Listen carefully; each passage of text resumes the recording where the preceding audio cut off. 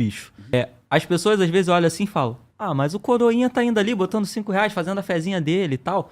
Mas ninguém percebe o que tá por trás, a estrutura que aquilo movimenta. Porque olha só, o jogo do bicho é engraçado que assim, quando você tá numa favela de Comando Vermelho, você vai ver que eles exploram alguns serviços.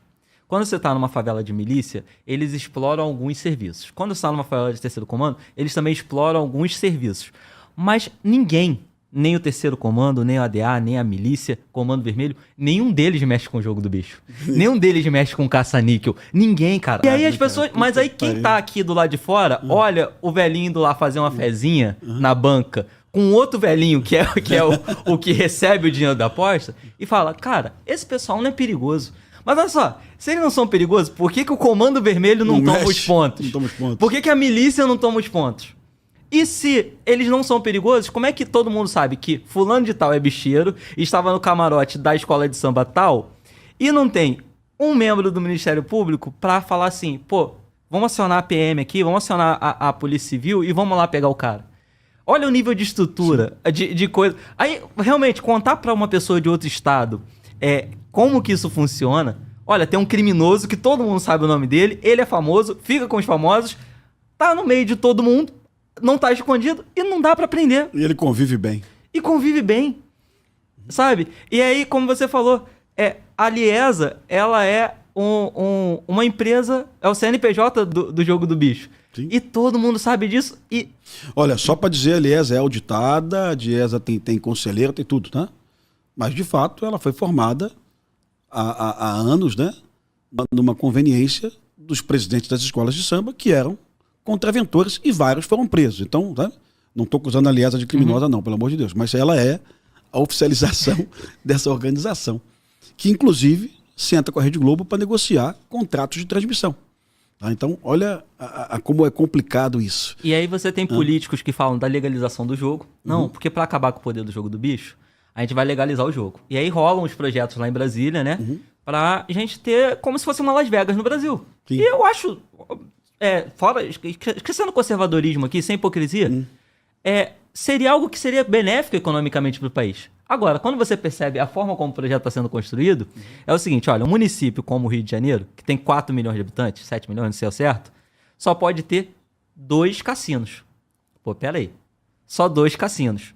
As outras cidades, que são menores, só podem ter 1. O que na prática está se fazendo? Se criando um monopólio do jogo legalizado. Você acha que isso no final vai parar na mão de quem? Quem já tem experiência, tradição, conhecimento. É exigência da licença por 30 anos. Quem já explora isso, inclusive. Isso aí, cara. Inclusive é meu amigo, janta comigo. Responde essa aí, o Pimentel. Camarada. Como é que o tráfico explora os meios da milícia? A milícia explora os meios do tráfico, mas ninguém explora os meios do jogo do bicho. Pois é, cara. É justamente o pavor que eles têm. Das armas. O jogo do bicho na década de 80, Glauber. Eu sou mais velho que vocês, eu tenho 52 anos. Miqueias é um menino. Cara, 20 e pouco, né, Miqueias? 33 já. O Miqueias, na década de 80, o jogo do bicho disputava território a bala pelas ruas do Rio de Janeiro. Então, era comum no Rio de Janeiro bicheiros matando bicheiros nas ruas do centro da cidade, da Tijuca, do Meier. Teve um fato marcante que acabou com a disputa territorial, que foi a morte de Mariel Marescot. Mariel Marescot era um ex-policial que também tentou entrar para contravenção e foi assassinado. A partir daí, o bicho no Rio de Janeiro senta, se organiza e fala, quem está nesse território aí, fica nesse território. Mas depois começam a exploração dos caça-níqueis, muitos policiais militares, mas infelizmente muitos policiais militares envolvidos, né? Mas sempre ligados a um bicheiro, porque o bicho faz uma migração do caça-níquel, do anotador, né, para a máquina de caça-níquel também. E aí começa essa disputa, que até hoje traz mortes para nossa cidade. Muitas dessas mortes praticadas na Barra da Tijuca, atentados à bomba, com mortes violentíssimas, né? Tudo isso no bairro onde morava o presidente Jair Bolsonaro, né? A Barra da Tijuca. Tem uma época, Glauber, que não teve morte. Quando o ex-chefe de polícia, Marcos Vinícius, cara bacana, que eu gosto muito, viu? Já veio aqui. O Marcos Vinícius, quando ele foi delegado titular na Barra da Tijuca, ele mandou um recado, hein? Enquanto eu for delegado titular aqui, se alguém matar alguém, vai preso. E nós ficamos lá, a gestão do Marcos Vinícius sem atentado na Barra, sem morte na Barra. O Marcos Vinícius saiu, começou a morte na Barra de novo, né? o bicheiro metralhado lá na entrada do helicóptero, né? Não é? Aquelas... Uma pouca vergonha a Barra da Tijuca na questão que envolve assassinatos, tá? A Barra da Tijuca é um bairro rico no Rio de Janeiro, no entanto é um bairro de emergentes. Então, bicheiros, maquineiros, alguns milicianos, né? Jogadores de futebol, muitos artistas moram na Barra da Tijuca e virou, nos últimos 15 anos, uma terra sem lei. As pessoas são metralhadas em hotéis, no heliponto, nas avenidas. O filho do Rogério de Andrade foi assassinado com uma bomba de uma forma covarde na Avenida das Américas, né? Lembra da bomba que explodiu? O garoto morreu. Foi essa bomba, inclusive, que arrancou a perna do... Não, foi o mesmo explosivista que montou essa bomba que possivelmente tenha arrancado a perna do Rony Lessa, tá? Então você sabe quem foi o explosivista. Se desconfia, né? Que é um cara que sabia montar bombas e tal. Mas, olha aqui, essa é a Barra da Tijuca hoje. E... Essa bomba era pro pai, né? Era pro pai, isso. cara. Era pro pai. Provavelmente... Aí, o menino morreu assim de forma covarde, cara. Uma covardia. Um jovem, né? Eu acho que ele tinha 18 anos. Covardia, sabe? Isso deve ter marcado muito... Acho que o Rogério está preso hoje, está preso o Rogério, mas deve ter marcado muito a cabeça do Rogério, deve ter determinado uma vingança bem maior, né, do que isso aí, né? E foi outro bicheiro que... Sim. Então, só um bicheiro combate outro bicheiro. Essa era claramente uma briga familiar por disputa de território, tá? E... Bom, como várias brigas familiares por disputa de território. E esse é o jogo do bicho. Então quem achar que o bicho é uma coisa ingênua, que envolve velhinhos, anotadores, está equivocado. O bicho não é uma coisa ingênua. Quem aposta no jogo do bicho, da mesma forma que quem fuma maconha, está contribuindo para a violência na cidade. E ponto final. E o jogo do bicho, as pessoas elas não percebem que o jogo do bicho ele envolve outras coisas, né? É o jogo do bicho, é a máquina caça-níquel e os bingos também. Sim. E os bingos são outro ponto interessante, que, por exemplo, se você for pro bairro de Copacabana ou pro bairro de Botafogo, e você chegar numa banca, e você não tiver cara de policial, óbvio, e você falar assim, onde tem um bingo? O cara vai falar, olha, tem um ali e tem um outro que é meio longe. Mas se você esperar de meia hora, passa uma van aqui recolhendo o pessoal pra levar pro bingo. É uma coisa bizarra, porque assim, todo mundo sabe onde ficam essas coisas, Sim. mas ninguém consegue mexer. O poder dos caras é tão grande que ninguém consegue mexer. E aí o Glauber falou assim, só um bicheiro pra parar outro bicheiro. O Miqueias, você teve... Não sei se você teve a oportunidade de conhecer a delegada Marta Rocha. A delegada Marta Rocha é deputada estadual, foi ex-chefe de Polícia Civil, é uma pessoa que eu admiro muito, gosto muito dela, viu? Tenho muito respeito por ela. E eu estava na Rede Globo, era comentarista do RJTV, e eu levei a Marta Rocha para... Quando ela assumiu a chefia de Polícia Civil, ela foi na Rede Globo dar uma entrevista pra gente. E ela olhou para a câmera e falou, ó, eu vou assumir a Polícia Civil e quem tiver máquina em botequim, eu vou prender o dono do barzinho e do botequim. E na semana seguinte você não tinha mais máquinas em barzinhos e botequins no Rio de Janeiro. Na tua adolescência, você lembra que qualquer barzinho que você entrava em São Gonçalo tinha uma maquininha, né? Sim. E a Marta Rocha, com uma palavra, ela acabou com a maquininha. Evidente que a maquininha não deixou de existir. Ela saiu da base do botequim e ela partiu para o segundo andar, terceiro andar de um prédio comercial ou até mesmo de um prédio residencial. Mas quanto tempo demorou para uma delegada de polícia ou para um delegado de polícia ter a atitude de olhar para a câmera e falar, não aceito mais? Então, muitas das coisas que acontecem no Rio de Janeiro, sim, é porque colegas da Polícia Militar e da Polícia Civil aceitam. Eu acho uma pouca vergonha ter um bingo a 200 metros de um batalhão da polícia. Sabe assim? Eu não vou nem acusar o colega da PM de ser corrupto, que seria Às vezes o poder que impede o comandante do batalhão é maior do que o próprio comandante do batalhão. Mas o comandante de batalhão que aceitar isso, ele no mínimo vai estar sabendo que ele vai ser suspeito, porra, né? Sim. Porque, porra, a 40, 50 metros, o coronel Piero Neto, quando comandou a PM, ele chamou os comandantes de batalhões, olha, se eu for no teu batalhão e tiver maquininha perto do seu batalhão, você vai perder o comando, você está entendendo? Se eu passar no teu batalhão, a viatura passou na esquina e eu perceber uma máquina, você vai perder o comando. Olha que conduta inteligente essa e interessante, sabe? Isso faz com que a sociedade tenha certeza que o cara é correto. Mas eu escuto essa história, pô, Pimentel não depende de mim, a máquina está lá e eu não tive ordem para combater. Meu irmão, precisa de ordem para combater? É um ilícito penal, vai lá e combate. E se você não combater, eu vou achar que você tá junto. E às vezes não tá, viu, Miqueias? Sim, sim. Às vezes não tá, viu? Às vezes o cara tem medo de realizar a repressão. Às vezes ele tem medo, pô, será que vão achar o quê de mim, sabe? Será que estão achando que eu estou valorizando o negócio? É o caso do cara, eu não tô, mas deve ter gente acima de mim que tá. Exatamente isso que você está falando. Eu não tô, mas eu fui comandar a companhia de Resende, de polícia. Eu tinha 22 anos de idade, 21 anos de idade. Uma companhia de polícia, Glauber, com 100 policiais, tinha 12 viaturas. E eu ficava chateado, porque nós temos um ponto base da Rádio Patrulha no centro da cidade. E ali, a 50 metros do ponto base, tinha um anotador. E eu falava com o anotador assim, meu irmão, olha só, anota, mas perto da viatura não, pelo amor de Deus. E o anotador falava, não, mas aqui eu já estou há 30 anos, né? E isso no centro da cidade, no calçadão de Resende, existe um local até hoje. Chamei a minha equipe, os sargentos antigos, vamos fazer um teste? Vamos prender esse cara para ver o que acontece, né? Prendemos o cara, levamos para a delegacia, ele foi autuado, contravenção penal, né? E eu não perdi o comando. Eu continuei no batalhão. Meu comandante não me transferiu, eu avisei, comandante, olha, uma situação bem vergonhosa para a Polícia Militar, um anotador a 30 metros, 20 metros da viatura. Pimentel, por que você não prendeu? E eu achando que ele ia me transferir, que ele ia me dar uma porrada, sabe? Então, assim, muitas das vezes você deixa ele tomar atitude. Às vezes é só uma mística, né? É uma mística, ali né? Por trás. Não, e o anotador, como você falou, era um velhinho, né? Ex-presidiário. Olha que interessante. Ex-cadeiro, né? Saiu de pena e recebeu um emprego como aranha. Ele ganhava 2 salários mínimos, né? E ele chegou para mim e falou assim, tá mexendo com coisa errada, com coisa que não deve, vai se ferrar, não sei o quê. Pô. Aí o delegado falou assim, Pimentel, que se foda, vou autuar esse cara aí, meu irmão, né? Logicamente não ficou preso, tá? Logicamente voltou pro local. No dia seguinte tava lá de novo. Mas a gente vai derrubando essas místicas aí e eu discordo da ideia. Se tem bicheiro perto do... O cara é corrupto, mas vai ficar maculado ali, vai sempre gerar aquela dúvida. Por que ele permitiu? Eu nunca tive experiência de comandar um batalhão, não fiquei na polícia para isso. Mas, cara, se eu comandasse um batalhão da PM, pode ter certeza, cara, não ia ter bicheira num raio de 1.000 metros.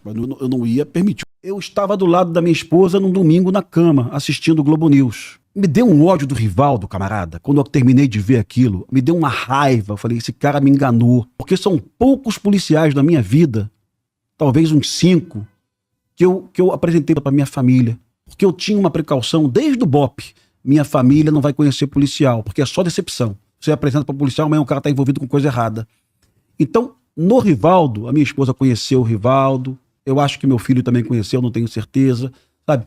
A questão da religiosidade dele ser evangélico, a minha esposa também é cristã também, então aquilo aproximou, sabe? Eu tive um apreço por ele. E aí, lá na Globo, ele dava resposta para tudo muito veloz. E eu confiei nele. Eu assisti a Globo News, a prisão do Rivaldo. A minha esposa me olhava, eu olhava para ela, aquilo me dava uma raiva no coração. Esse cara me traiu, pô. E eu já fui traído por outros policiais. Eu indiquei Rivaldo para fazer serviço em empresas do Rio de Janeiro, eu indiquei a empresa da Érica, sabe? Eu já te contei isso tudo. Não houve novidade. Aí quando termina tudo isso, eu tô nervoso, aí vou ler o relatório. Aí comecei a ler o relatório do lado da minha esposa. E eu lia e tentava buscar no relatório aquela informação. O Lessa na casa do Rivaldo, o Rivaldo no bar com o Lessa, o $1 milhão na casa do Rivaldo. Eu tentava achar essa informação e essa informação não surgia. Aí quando eu terminei de ler o relatório muito tarde da noite, sem conseguir dormir, que eu tava nervoso, tu ficou com essa sensação de eu olhei pra minha esposa e falei, Thaís, não tô vendo nada aqui. Não tô vendo nada. E lamento que eu não tenha vendo nada, porque eu gostaria de ver, mas não tô vendo. E agora, eu assisti, eu peço a todos a tua audiência que assiste o Reinaldo de Azevedo. O Reinaldo de Azevedo é um cara do UOL, é um crítico à Polícia Civil do Rio de Janeiro, é uma pessoa que tem credibilidade, é um cara do grupo da esquerda hoje, ele não é de esquerda, ele é um centro-esquerda, mas ele é um grupo da esquerda. Ele terminou de ler a delação do Lessa e ele deu uma entrevista no UOL e ele disse assim, desculpa as pessoas que estão me vendo, eu sei que eu vou apanhar, me perdoa as pessoas, mas isso aqui não tem nada, sabe? E foi exatamente o que eu falei, e eu vou repetir, sabe?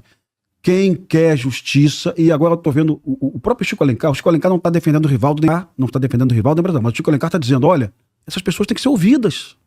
Tem mais coisa daí, tem mais informação para sair daí. Ou seja, hoje a minha voz é igual ao Chico Alencar. O que eu quero é mais informação, porque eu começo a achar verdadeiramente que se o Macalé começou a oferecer alvos pro Lessa do PSOL, eu acho que tem mais coisa. Sabe? Então, assim, aí agora... Tu mudou o teu sentimento de revolta com o Rivaldo para um sentimento de preocupação dele estar sofrendo uma injustiça porque você não viu nada que te... Corretíssimo. Não... É corretíssimo, exatamente isso. Porque algumas coisas que vão surgir, por exemplo, o cara vai dizer para mim assim, mas ele tinha uma empresa para lavar dinheiro. Eu sei que a empresa dele tinha contrato com várias empresas do Rio de Janeiro. Então, na minha opinião, não é para lavar dinheiro. Aí vai surgir, por exemplo, a questão do consultório de Rio das Pedras. Isso. A informação que eu recebi, e tomara que ela seja comprovada no inquérito policial, não dá mais porque o inquérito já foi enviado. Tomara que ela seja comprovada em juízo, a informação que eu recebi recebi do investigador, tá? Uhum. É que o Rivaldo perguntou a uma delegada de polícia, eu estou com dor de dente, onde que eu vou? Ela falou, tem um dentista aqui, tá? E a informação que eu recebi, só para que as pessoas entendam, o Rio das Pedras é gigantesco e é uma continuação de uma grande avenida. Então você sabe disso, mas as pessoas que estão vendo pra gente, dentro de Rio das Pedras, para nós, é perigoso. Nas beiras da Rio da Pedra, é caminho de ônibus, é caminho de carro, é caminho de táxi. É quando você sai de Muzema, seguindo em direção sul, né? Você vai passar numa grande avenida, onde tem comércio, onde tem banco, onde tem lojas, onde tem restaurantes, né? E segundo a pessoa me falou, Pimentel, não era dentro de Rio das Pedras. Mas eu acredito no relatório da Polícia Federal. Eu acredito. Mas Por isso que eu te falei que... A pessoa disse, a pessoa falou, não era dentro de Rio das Pedras. Se fosse, eu não iria lá. E quem indicou foi a delegada falando de tal. Se fosse, mas tudo bem, mas... Cara, mas isso aí não te envolve nada. Você falou uma coisa que o cara te contou. Você tinha uma relação... E falei uma coisa que o Otávio Guedes na Globo News já tinha falado também. O Otávio Guedes já tinha dito, olha, o Rivaldo e o Adriano... O Pimentel. Essa porra me dá choque? Não, né? Não, vai não. Então, tá. Por isso que o Igor Filho fica te imitando. Você encosta aqui, cidade de merda. Tu encosta mas foi um choque quase que te processei daquela, quase morri aqui. Não foi aqui não, pô. Foi aqui, rapaz. Foi nesse aqui, tomei um choque da... Escuta, cara. Ó, eu sei, cara. Eu imagino o que você tá passando. Eu não sei, mas eu imagino. Eu não tô, cara, te colocando como defensor do Rivaldo, não. Tá? Um pouco da DH, que nem você falou agora. Eu sei disso. O que eu tô aqui é tendo uma oportunidade única de conversar com um cara que talvez seja o cara que mais sabe sobre esse caso. Certamente eu sou o único... Publicamente certamente que comunica. Que conhecia Rivaldo, conhecia Daniel Rosa, conhecia Marielle, não conhecia Anderson, conhecia Freixo. Conhecia Chico Alencar, pouco, mas conversei com ele algumas vezes. Adriano. Conhecia Lessa, conhecia Adriano, fazia matérias policiais da Rede Globo e por esse motivo conversava muito com eles. Comandei o Lessa no BOPE, numa equipe chamada Equipe Alfa. O Lessa saiu do BOPE há 27 anos, tá? Não era caveira, eu já te falei isso. O Adriano foi caveira, formou no curso de operações, todos aí. E não me orgulho de ter conhecido eles. E disse pra você várias vezes, mudou de lado, pra mim virou bandido. Sim. E peço hoje algumas atenções. Uma das atenções é que Lessa, da delação premiada, ele fala que conhecia muitos delegados e muitos comandantes de batalhões, sabe? Que ele ia em delegacia pedir favor. Eu peço muito à Polícia Federal e ao Ministério Público Federal que chame o Lessa de novo e diga quem são esses delegados. Pô. Aprofunda, que, né? Porra, que delegado é esse que te recebia, isso, sabe? Isso reflete o Rio de Janeiro, né, Sim, cara? Isso é esse problema que a gente fala aqui sempre. Por isso o meu interesse em ir aprofundando e tocando nas questões que são caras. Sim. Agora o que eu soube, Glauber, eu soube e que é de domínio de todo mundo, e você sabe disso também, o quê? É que a relação de delegados do Lessa não incluía o Rivaldo, incluíam outros delegados, sabe? Sei nada sobre isso não me inclui não. Então, assim, eu não sei não. Então assim, perguntas que eu gostaria de fazer. Lessa, quem te levou pra Polícia Civil? Em que delegacias você trabalhou? Quem foram os seus líderes, sabe? Como é que te chama? O Lessa nunca fez prova pra Polícia Civil, Glauber. Ele nunca fez prova pra Polícia Civil. E ele diz, né? Eu trabalhei 10 anos na Polícia Civil. Camarada, como é que você trabalhou 10 anos na Polícia Civil? Quem te levou pra lá? A quem você servia? Quem eram os seus chefes lá, os seus líderes, as pessoas que bancavam você? Porque ele tinha uma influência lá, o Glauber, que ele ia em delegacia pedir favor, que ele ia lá não sei o quê. Isso pra mim é assustador, sabe? Isso pra mim, isso é um sinal claro de decomposição da segurança pública do Rio de Janeiro, da ética do Rio de Janeiro. E isso aconteceu, inclusive, Glauber, na gestão de um secretário de segurança pública que eu insisto em dizer pra você, que foi o melhor secretário que o Rio de Janeiro já teve, que foi o Beltrame. Tá? Na gestão do Beltrame, o Lessa estava adido numa delegacia de polícia civil. Sabe? E o Rivaldo foi nomeado... O Rivaldo foi da inteligência do Beltrame. Mas deixa eu... Posso aprofundar nisso? Sim. Você me permite? Sim. Não tô te olhando como defensor do Rivaldo, e tá? Não olhe, porque eu não vou ter o Rivaldo fez a Escola Superior de Guerra. A ESG? A ESG. Na URCA? Em 2006. Não sabia. Junto com quem? Com quem? Beltrame. Não sabia disso. Então, o Rivaldo, ele tem currículo, ele tem carreira suficiente para ser chefe da DH, suficiente para ser chefe da Polícia Civil. Isso é fato. Ele tem exposição pública, ele aparecer na Globo, tudo isso. Ele foi chefe da inteligência também da Senasp na gestão da Regina Mick, tá? Então, o que acontece? Ele fez ESG com o Beltrame em 2006. Então, ele tinha relações. Naturalmente, os caras da tua turma, quando assume o comando, você vai ter uma relação melhor pro cara da tua turma. Sim. Ele foi pra Senasp, ele fez tudo isso, ele teve um tempão na DH.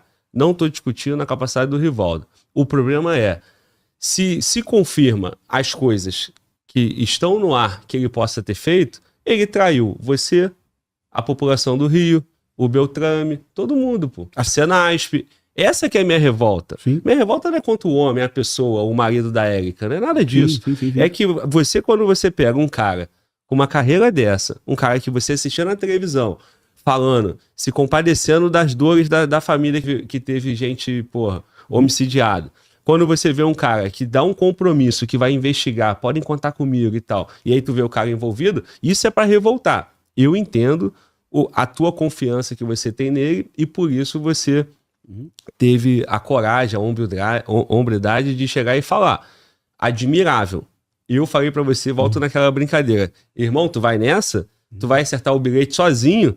Tá todo mundo dizendo o contrário. E outra coisa, eu, Glauber, eu tô aqui colocando situações para que as pessoas reflitam. Você lembra o adjetivo que eu utilizei aqui contigo? Não. Eu falei, se Rivaldo for um bandido, ele é um psicopata. Perfeito. Ele me enganou minha família, enganou os seus companheiros, enganou seus subordinados, enganou Beltrame, enganou Regina Mick, enganou todo mundo. Enganou Rede Globo, enganou o Freixo, enganou a família de Marielle. Exatamente, é por isso a revolta. Aí o que eu tô te colocando? Fatos, né? Olha só. O cara em 2016, 2017 frequenta um consórcio dentário em Rio das Pedras. Não, deixa eu só concluir. Em Rio das Pedras. Esse período que o cara que você fala que aconteceu vários homicídios na Barra da Tijuca, envolvendo contraventura no Rio de Janeiro, famílias e tal, o cara tava na DH. Peraí, por favor. Nós ficamos com uma lacuna só. Por favor. A Barra da Tijuca, ela é um local de pistolagem há 22 anos, 23 anos. Sim. Eu fiz um apanhado aí, depois eu te mando, dos homicídios na Barra da Tijuca nos últimos 20 anos, tá? Muitos policiais, milicianos, bicheiros e escola de samba. Eu te falei aqui que nós tivemos uma lacuna na Barra da Tijuca, num tempo específico, na gestão do Marcos Vinícius, que não era DH. Você citou isso. Ele não era DH, ele era 16º TP. E a atitude do Marcos Vinícius, que eu confio nele, pode ser que um dia ele vai provocar uma grande desilusão para mim, mas a atitude do Marcos Vinícius, quando assumiu a 16º TP, foi avisar para todo mundo, se tiver homicídio aqui, eu vou botar para quebrar, eu vou prender todo mundo, sabe? Atitude de coragem, de conduta, de atitude mesmo de homem mesmo, né? E realmente, se você olhar no mapa das datas, você vai ver que em algum tempo na Barra nós ficamos talvez uns 14, 15 meses sem essas pistolagens, né? Você lembra que o ataque à Xana foi na Barra, você lembra que o ataque ao Fernando Inácio foi na Barra, você lembra que a morte do filho do Rogério de Andrade foi na Barra. A explosão que eu digo, eu sempre boto covarde explosão, né? Que a morte do filho do Rogério é uma covardia imensa. Então, naquela gestão do Marcos Vinícius, então eu posso partir de um pressuposto que todos os delegados do Rio de Janeiro que atuaram na Barra deveriam ter a mesma postura e ter o mesmo resultado. Deveriam ter a mesma postura e o mesmo Inclusive, vou tentar trazer o delegado Marcos Vinícius aqui pra gente falar sobre isso. Sim. O que eu tô te colocando, cara, é o seguinte. que eu falei pra você agora no início, pô. O cara Vinícius, não me decepcione, viu, cara? Não me decepcione. O cara, pô, a minha revolta é essa, né, cara? Sim. Pô, a carreira dele, e aí, pô, não é meu perfil, você já veio aqui outras vezes, eu nunca fiz isso. Por que eu tô fazendo, no caso, o que envolve o Rivaldo? Pra que venha as outras situações e a gente, e depois o tempo vai dizer qual era a certa, né? Porque senão, eu ia falar narrativa e ia estar cometendo uma grande injustiça, né? A fala que o Rivaldo é professor da Estácio, que o Rivaldo vai pra igreja, que o Rivaldo, pô, é medroso, que o Rivaldo é isso, pô, dá um ar de um cara, pô, cara certinho, né? Com uma carreira linda, que trabalhou com o Beltrame, que trabalhou isso. Tudo bem, que seja essa a verdade, depois ótimo, parabéns. Mas aí tem um outro lado. O cara que tava na DH, o cara que frequentava um dentista... Mas a DH não, é deixa eu concluir, porque senão não vai ter... Não vai ter, desculpa aí. entendeu? O cara que tá na DH num período crítico, que tem uma atuação do escritório do crime, o cara que frequenta o mesmo dentista em Rio das Pedras, o cara que, segundo a delação do Lessa, ele recebeu o dinheiro em 2017 já. Inclusive, nós falamos sobre isso aqui no podcast passado, que tu falou que a delação acusava que o Rivaldo tinha recebido 400 mil. Lembra disso? Lembro disso. Então, aí como é que vai provar que o Rivaldo recebeu os 400 mil? Aí a PF apresentou o relatório das empresas do Rivaldo. Sim. Aí tem que saber se aquelas notas ali Sim. são fraudadas só para lavar o dinheiro dos 400 mil que ele recebeu da sacanagem. Esse trabalho não é meu, esse trabalho é da PF. Agora esse trabalho vai ser do Ministério Público do Rio de Janeiro, viu? O que eu preciso fazer aqui, cara, é dizer, ó, todo mundo esperou 6 anos a resolução da Marielle e do Anderson. Depois de 6 anos, tem uma delação que bota Rivaldo e Brazão. Quem é Rivaldo? Aí Pimentel veio e falou, pô, conheci o Rivaldo, confio nele e tal, não sei o que lá. Aí o meu papel contigo foi o quê? Confrontar e falar, pô, mas calma aí, tá estranho isso. Aí eu citei todos esses casos. Hoje, tem uma delação, que é o que todo mundo queria, uma delação, porque um caso desse, você só descobre se o cara apontar e falar, ó, foi fulano que mandou, tá aqui a mensagem. Tal dia eu encontrei com ele no restaurante tal, vai lá, pega a câmera e tal. Se não, não vai ter, o cara não vai passar o e-mail, favor matar a Marielle, não vai ter isso, gente. A minha revolta hoje, Polícia Civil, ficou 5 anos, passou pela gestão do Rivaldo, passou por outra gestão, não conseguiu uma delação. Passou por quantas gestões? Tu citou aí 5, né? Chefe de polícia, de polícia passou por 4 chefes de polícia, por titulares da DH passou por 5. Sim, por isso que o Rio de Janeiro é o que é, né? Aí, hoje a gente não consegue amarrar os caras. Sim. Resumindo, pode ser que lá na frente, inocentado, não tem culpado. Tá. Por quê? Porque não conseguiu provar. Agora, a questão que o brasileiro e todo carioca quer saber é, esses caras estão inocentados porque eles são realmente pessoas honestas, pessoas que trabalharam, ou porque eles fizeram o esquema tão bem feito a ponto de não ser alcançado? Outra coisa que você quer saber também. Eu quero saber também será que não tem outros culpados que estão acobertados? Né? Agora, se o crime for político, Glauber... Com certeza. Com certeza. Se o crime, mas já é político. Se o crime for político com o PSOL como alvo e um partido político como mentor, sabe? Que eu lembrando, né? A cadeia velha pegou de tapa um partido político, né? Se o crime for político, o Glauber, pode ser que nós, assim, que a gente tenha mais deputados estaduais do outro partido lá, que sabe, que chamaram suposição, tá, cara? Brazão, chama alguém pra matar esses caras aí, sabe? Suposição, tá, cara? Assim, né? Então, se o crime for político, é o que o Chico Alencar tá falando nas redes sociais dele. E a possibilidade dos caras estar assumindo a bronca de outra pessoa? Tu vê? Não sei, cara. Eu não